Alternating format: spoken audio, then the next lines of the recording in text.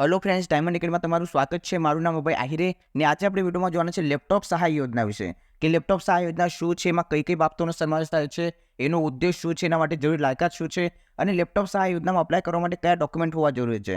તો વિદ્યાર્થી મિત્રો, આપણે વિડીયોમાં જોવા છે લેપટોપ સહાય યોજનાના સંપૂર્ણ માહિતી વિશે. તો આપણે વિડીયોની શરૂઆત કરીએ. તો સૌથી પહેલાં છે કે લેપટોપ સહાય યોજના શું છે. તો વિદ્યાર્થી મિત્રો, ગુજરાતમાં વસતા ગરીબ અને જરૂરિયાતમંદ વિદ્યાર્થીઓને લાભ આપવા માટે ગુજરાત સરકારે એક યોજના શરૂ કરી છે. આ યોજનાનું નામ છે લેપટોપ સહાય યોજના. તો વિદ્યાર્થી મિત્રો, લેપટોપ સહાય યોજના ગુજરાતમાં વસતા ગરીબ અને જરૂરિયાતમંદ વિદ્યાર્થીઓને લાભ આપવા માટે તૈયાર કરવામાં આવી છે. ત્યાર પછી છે કે શ્રમ યોગ્યોના બાળકોને પ્રોત્સાહન મળે અને શિક્ષણ પાછળનો આર્થિક બોજ ઘટે તે માટે લેપટોપ ખરીદ સહાય યોજના તરીકે આ યોજના ઓળખાય છે. તો આ યોજના શું છે? તો શ્રમયોગીઓના બાળકોને પ્રોત્સાહન મળે અને એમના શિક્ષણ પાછળનો આર્થિક બોજ ઘટે તે માટે લેપટોપ ખરીદ સહાય યોજના બહાર પાડવામાં આવી છે.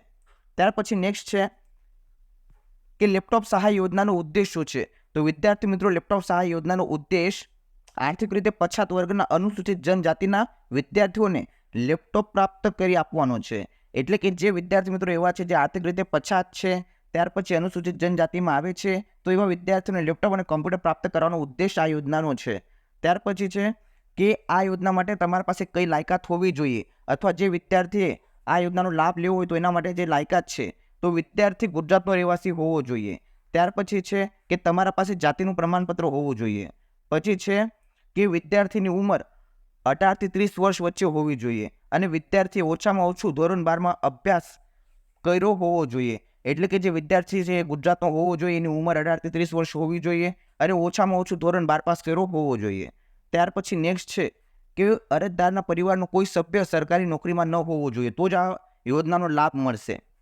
પછી છે તેની વાર્ષિક આવક 1,20,000થી વધુ ન હોવી જોઈએ. એટલે કે જે વિદ્યાર્થી લાભ લેવા માંગે છે એના ફેમિલી મેમ્બર કોઈ પણ સરકારી જોબમાં કનેક્ટ હોવા જોઈએ નહીં અને તેની વાર્ષિક આવક 1,20,000થી વધુ ન હોવી જોઈએ. જો તમે શહેરી વિસ્તારમાં રહો છો તો 1.5 લાખ રૂપિયાથી વધુ ન હોવી જોઈએ.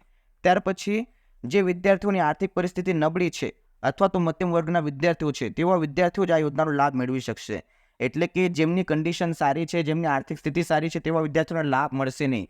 જે વિદ્યાર્થી મિત્રોની આર્થિક સ્થિતિ સારી નથી અને પ્લસ જેમની ઇન્કમ પણ ઓછી છે અને આર્થિક પરિસ્થિતિ નબળી છે, મધ્યમ વર્ગના હોય, એવા જ વિદ્યાર્થી લાભ લઈ શકે છે. ત્યાર પછી ડોક્યુમેન્ટ, જરૂરી ડોક્યુમેન્ટ શું છે?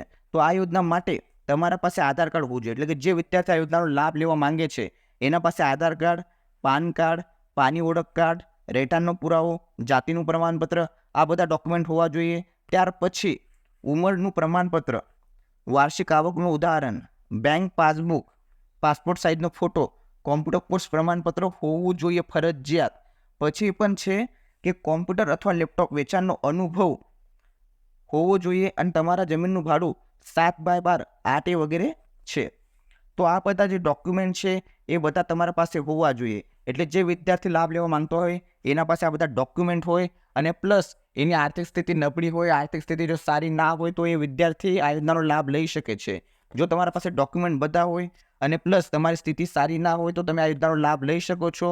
અને બીજું, જો તમારે ફોર્મ માટે અપ્લાય કરવાનું હોય તો જે ગુજરાત ગવર્મેન્ટની ઓફિશિયલ વેબસાઇટ છે એના પર જઈને તમે ફોર્મ ફિલ કરી શકો છો અને આના સિવાયની તમામ ઇન્ફોર્મેશન તમને ત્યાં મળી જશે. અને બીજું કે તમને કંઈ પણ ક્વેરી હોય, સમજ ના પડી હોય તો એના માટે તમે કમેન્ટ કરી શકો છો અથવા ડિસ્ક્રિપ્શનમાં મારો વોટ્સઅપ નંબર છે 9328750068 9328750068, એના પર તમે મેસેજ પણ કરી શકો છો.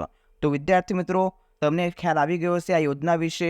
અને જે વિદ્યાર્થીઓ ચોક્કસપણે લાભ લેવા માંગતા હોય અથવા જેમની સ્થિતિ સારી ના હોય, જેમને જરૂર હોય, તો એ વિદ્યાર્થીઓ અપ્લાય કરી શકે છે, ફોર્મ ફિલ કરી શકે છે. તો વિદ્યાર્થી મિત્રો, થેન્ક યુ સો મચ. કંઈ પણ ક્વેરી હોય તો કમેન્ટ કરો અથવા વોટ્સઅપ પર મેસેજ કરો.